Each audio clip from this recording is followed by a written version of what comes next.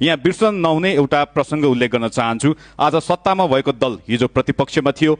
सरकारको जवाफदेही खोज्दै निलो स्कार्फ घाँटीमा बाँधेर वेल घेरेको थियो। वेलमा पुगेर पलेटी कसेर बस्ने अनि पुस्तक पढ्ने काम पनि हालको सत्तारूढ दलबाट भएको थियो। त्यसबेला सभामुखको आसन प्रतिपक्षको बेन्चमा थियो। मेरो प्रश्न, आफैले गरेको त्यो कदम संसदीय र मर्यादित अनि अहिले प्रतिपक्ष दलको प्लेकार्ड कसरी अमर्यादित? सम्माननीय सभामुख महोदय, त्यो पनि गलत थियो र अहिले पनि गलत र अमर्यादित भइरहेको छ भन्ने हाम्रो निष्कर्ष हो।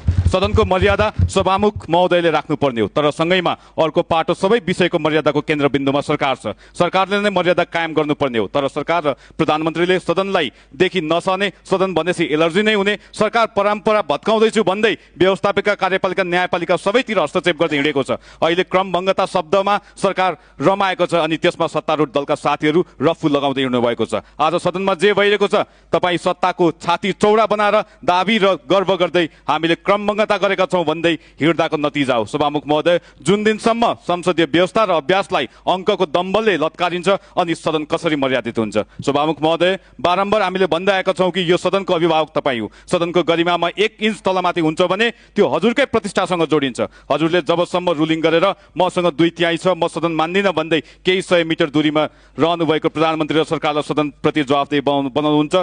हिजो निलो स्कार्फ बाँधेर विरोध गर्ने र आज प्ले कार्ड प्रदर्शन गर्ने कार्य रोकिन्न। बेलैमा सभामुख महोदय र सरकारको ध्यान जाओस् भन्न चाहन्छु। धन्यवाद। जय नेपाल।